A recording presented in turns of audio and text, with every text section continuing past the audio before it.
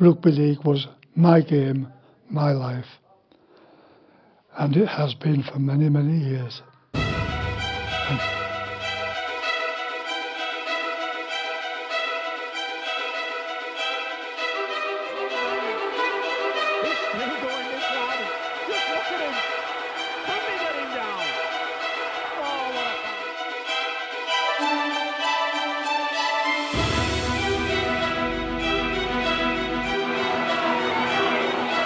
York have the possession, and running purposefully. That was a lovely move. Carlisle to Atkins, and Atkins keeps going. Difficult thing to lock the ball out of these conditions. Oh, it's got to be a score. It's Morris's hat-trick. What a half it's turning out to be for Stuart Morris. Well, he's really the man on the job today.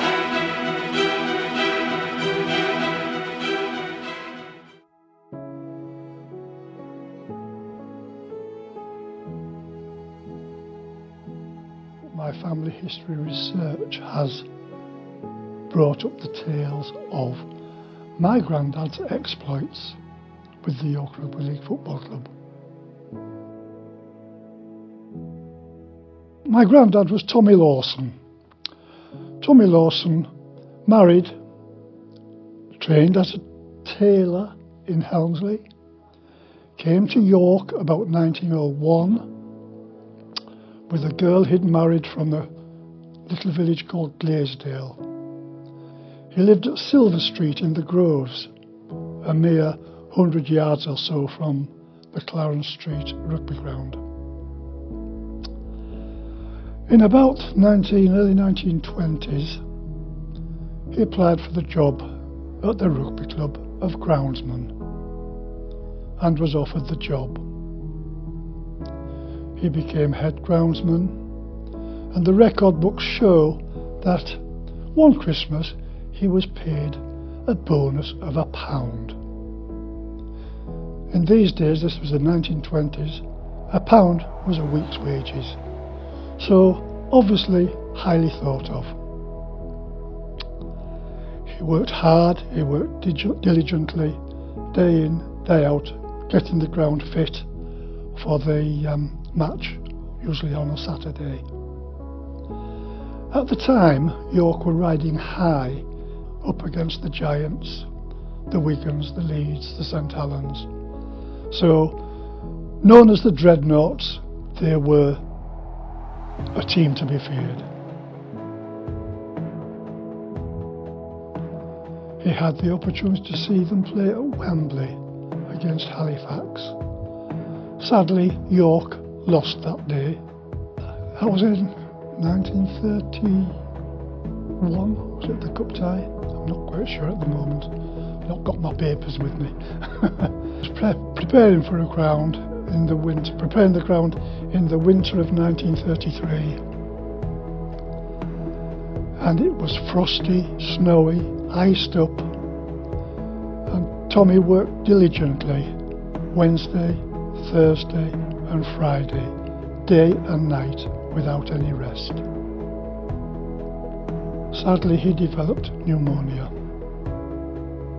and died the following day. As far as I know, Tommy is the only man in the service of York Rugby League Club to have been given a rugby funeral. I have press cuttings of the funeral cortege led by Jack Reimer. The story came to light because Jack's son, David, gave a family history talk one day, and he said he had this photograph on his workbench where he made the coffins of this funeral with his dad leading the procession. But there was no writing with it, so it was an unknown factor. David consulted the York Family History Society and said, "Can you throw any light on this photograph?" One of our members, David Poole, said, "Yes, there are some rugby players carrying the coffin." So that instigated a research for all the rugby players that may have died in the time period of the 1930s in the York area. None could be found. The only item found was the funeral of Tommy Lawson. My connections with the club came really about the 1970s, 80s when I got a little bit more involved.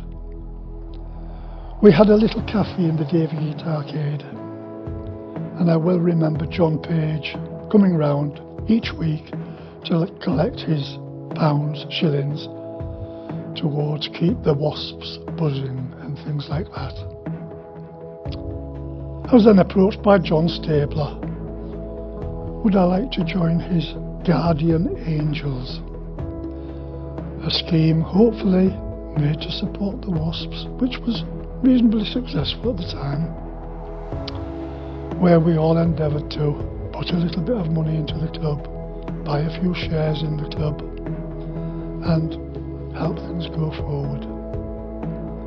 I thank John for his interest in the club, which is still around today, as we know from the last fans meeting. We have family connections with the rugby club. The Fowlers, who you may remember, one of his pals was Frank Fowler Sr., who could very easily have been world champion boxer. The Fowlers are still involved with the rugby club until the last few years when son Richard, and now a descendant AJ Towse of the Fowler family, are playing for the club. My present family include two boys who play rugby regularly for New Eswick All Blacks. Little William is just starting out at the under-8s, thoroughly enjoying his rugby. An older brother, Elliot, is now working with the Knights Foundation, and hopefully he will become involved with the club in his next few years. So I'm very proud of that fact.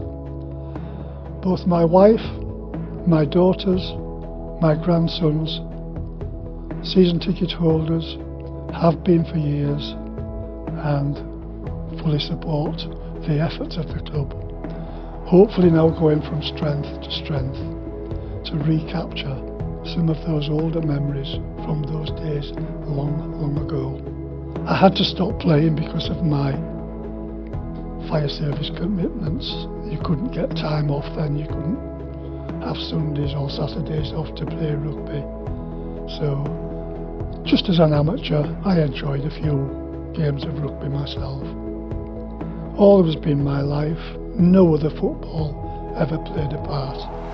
Rugby league was my game, my life, and it has been for many years.